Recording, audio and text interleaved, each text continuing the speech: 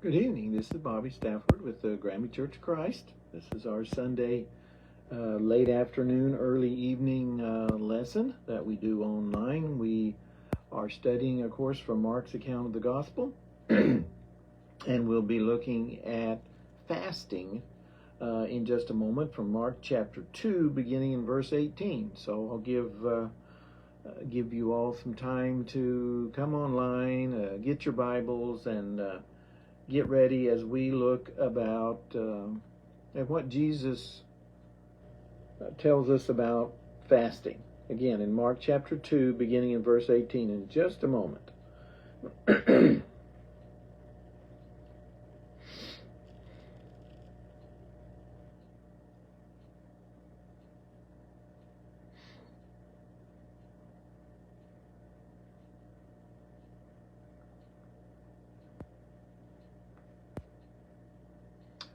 All right. We've been looking in Mark's account about Jesus' ministry, and we talked about how he had gone around healing the sick, he had cast out demons, he had went from city to city, preaching in various synagogues. And the past few weeks we've looked at how some of the scribes and Pharisees, some of the Jewish leaders, had not liked some of the things Jesus had said and done. Like he claimed to forgive sins there at early Mark chapter 2. And he was seen to dine with sinners in their view. So they were scrutinizing, I guess is the word that Mark Copeland uses in his material. They were scrutinizing his teachings. Well, now in today's lesson, now they're scrutinizing Jesus' disciples. So go with me, Mark chapter 2. We'll read verses 18 through 22. The disciples of John and of the Pharisees were fasting, and they came and said to him, "Why do the disciples of John and of the Pharisees fast, but your disciples do not fast?" And Jesus said to them, "Can the friends of the bridegroom fast while the bridegroom is with them? As long as they have the bridegroom with them, they cannot fast. But the days will come when the bridegroom will be taken away from them, and then they will fast in those days. No one sews a piece of unshrunk cloth on an old garment, or else the new piece pulls away from the old, and the tear is made worse. And no one puts new wine into old wineskins, or else the new wine bursts the wineskins, the wine is spilled, and the wineskins are ruined. But new wine must be put into new wineskins." So here we have a question that they are putting to Jesus about his disciples. Okay, John's disciples fast, the Pharisees fast. Why don't his followers fast? Of course, fasting was pretty common, especially by the first century in the Old Testament. During the time the law of Moses was in effect, there were a few fasting days that were required. But I'm told that by the first century, many Jews fasted twice a week. So it was a pretty common thing in the first century for people to fast. So they're asking Jesus, well, all these other religious people, disciples of John, Pharisees, they fast, and they fast regularly. Why aren't yours fasting? What's the deal, we might say? What's the deal? So Jesus' response is, "Can the friends of the bridegroom fast while the bridegroom is with them? As long as they have the bridegroom with them, they cannot fast." And of course, he's referring to himself. Friends of the bridegroom don't fast while they're with the groom. It's not a time for fasting, it's a time for feasting. It's a time for food and fellowship and rejoicing and gladness. It's not a time for fasting. Fasting is usually associated with more serious, sobering things. But Jesus said, "When the bridegroom is taken away, but the days will come when the bridegroom will be taken away." And of course, in a brief period of time, the bridegroom, Jesus, would be taken away. And of course, he would die on the cross, be buried, then resurrected, but then taken into heaven. So the bridegroom would be going away. Well, then Jesus said, then would be an appropriate time to fast, not while the bridegroom was with them. So that's what he's trying to get them to understand. So he gave them a couple of examples, or we might call them illustrations. New cloth, new wine. He says, you're not going to sew a piece of unshrunk cloth on an old garment. Why? Well, it's going to, when the new piece of cloth shrinks, because it hadn't been shrunk, then it's going to pull apart the one that's already been shrunk, and so it's going to tear it apart. Won't be any good anymore. In the same way with new wine, he says you're not going to put new wine into old wineskins. That new wine then is going to do what? The new wine is going to burst the wineskins, because it'll expand, whatever, and cause the new wineskin to burst, and then it'll all be ruined. So both illustrations talk about how things will be ruined and they'll be useless, and their purpose will be they won't have any purpose anymore. They'll just they won't be any good. So Jesus is getting them to understand that it wasn't right for his disciples to fast while he was with them. When he left them, yes, but not while he was with them. And the type of feast or fasting that the Jews have been doing, especially, when they require people to do it twice a week or whatever.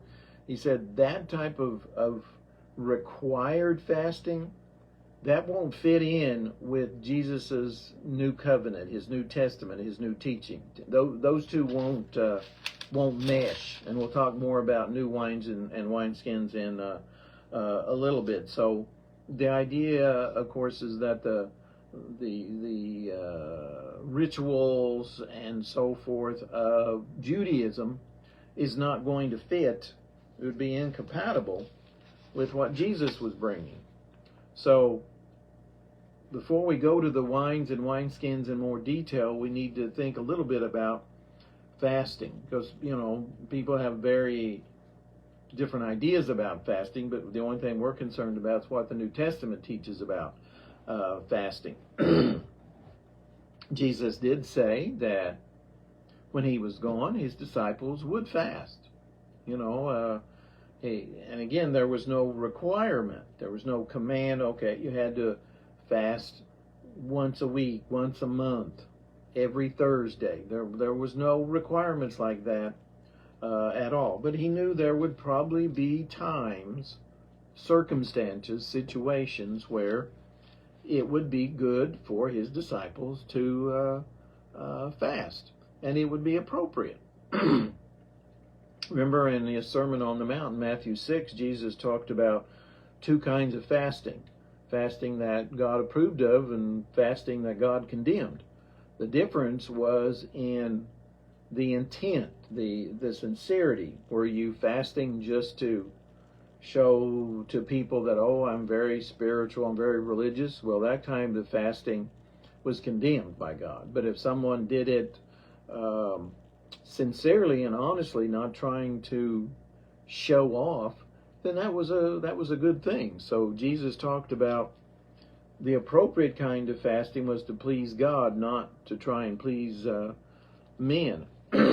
We look at the Bible, especially the book of Acts, and there were circumstances and situations in various times and places and people where some of them did fast.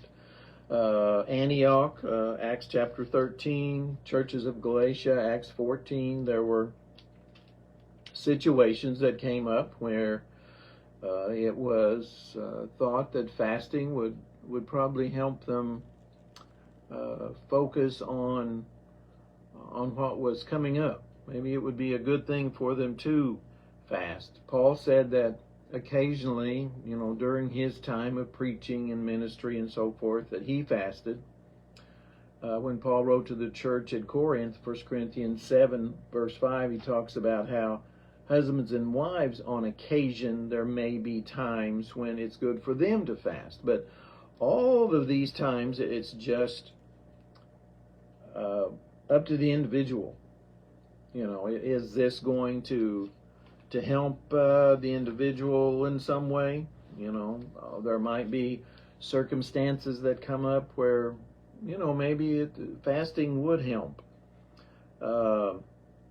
Maybe there's a real difficult trial coming up, and you need to focus all of your efforts on that. Well, maybe fasting might help you do that, and so it would be appropriate to fast if you wanted to. Again, not a requirement, not a command. Maybe sending out missionaries, appointing elders, looking for a new preacher. Those might be, for some individuals, times to fast, possibly.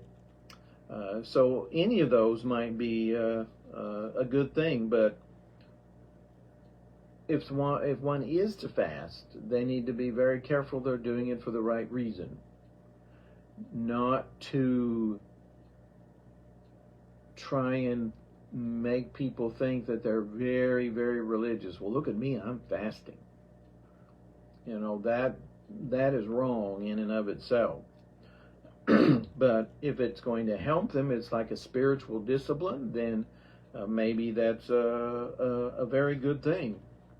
And of course, the fasting we've been talking about there is about not eating food. But today in our world, it might be good for us to fast at times from TV, or maybe from social media, from Facebook or whatever. Maybe it'd be good certain times to just put it away, or getting on the computer, fasting from certain types of entertainment on occasion, or sports, or games. So there's other types of fasting besides fasting from food that might be just as helpful in our spiritual life as fasting from food. So I want to go back a minute and talk a little bit more about the wine and the wine skins. Remember, Jesus's, fasting was a requirement sometimes in the Old Testament. And with this wine and wineskins, he wants them to see how trying to mix the law of Moses with the law of Christ wasn't going to work. You just can't try and mix those and try and put them together and form one. And we read, especially in the book of Acts, but some of the other epistles where some of the people were trying to do that. Some were trying to take the teachings of Christ, Christianity, the gospel, and add on things like circumcision. And so many times we see teaching that says, no, you can't make those type of things a requirement. Don't try and mix them. Don't try and put them together. So that's what he does in this new wine and wineskins. Don't try and mix those two things. It will not work. And so Copeland makes some points here that I think are worth mentioning, that I think would be really good. This is how he puts it. Some put Jesus' wine in Old Testament wineskins. They do that, again, by making fasting a requirement. They try and bring the idea of a certain priesthood, like the Levitical priesthood in the Old Testament, and bring that into the New Testament and make a separate priesthood. Make this distinction between priesthood and the common you might say, people. They take instrumental music from the Old Testament and try to bring it into the New. Well, those don't mix. Infant baptism or different things that people try and mesh together that Jesus says they don't mesh. Others, here's another good example. Others try to package Jesus's wine in the wineskins of modern ideas. Modern ideas. We talked this morning in our sermon about denominationalism. There's an example. Church worship. They try and in their eyes modernize. All right, modernize. Like praise teams or solos in worship, things like that. Church leadership, they instead of having a group of men over each congregation and there being no hierarchy above that, they come up with popes and bishops and priests and all kinds of things that don't mix. What about some put their own wine in Jesus's wineskin? And this is something they can do as well. They bring in new doctrines like the social gospel, liberation theology. That's been big in the past 20 or 30 years. The so-called health and wealth gospel. If you have enough faith, God's going to make you wealthy. And things like this. Or new lifestyles. They try and bring in new lifestyles that don't mix with Jesus' teaching. Whether it be, things like homosexuality, same-sex marriages, transgenderism, so forth. So they try to put their own wine into Jesus' wineskin. Doesn't work. And then lastly, some just completely disregard Jesus' teaching. They put their own wine into their own wineskins. This is especially done in some of the cults like Jehovah's Witnesses, Seventh-day Adventists, Mormons, and so forth. Or parachurch organizations do this sometimes as well. So this just is like a total disregard for the original wine and the wineskin that Jesus is trying to teach. You can't mix these things, Jesus says. Or like he says, the new wine will burst the old wineskins and nothing will come out of it that's any good. It'll all be useless. The wine will have been spilled and you can't drink it. The wineskins now is ruptured. It's not any good. So Jesus says, don't mix them. Don't mix them. So don't try and replace your own wine with Jesus. Don't try and twist and take Jesus's teachings and try and update them and completely change them. We are very, very blessed that we can go to the New Testament and we can see Jesus' teachings. We know what he wants us to do, and he wants us to take his word and his only and do our best to live by it. So, some thoughts there about new wine and new wineskins, or just wineskins, period. Mark's gospel, as we mentioned at the very beginning, is very succinct. It takes these ideas and really reduces them to like the very basics. And so it's good for us to look at these teachings, and then of course look at the other teachings that we see from the other three accounts of the gospel, plus also what the what Acts and the other epistles say along with it. Well, hope you've had a chance to listen to this and got some good ideas from it. And Lord willing, we'll be here next Sunday evening about the same time. We'll continue to look at Mark's account of the gospel. Thank you so much for watching.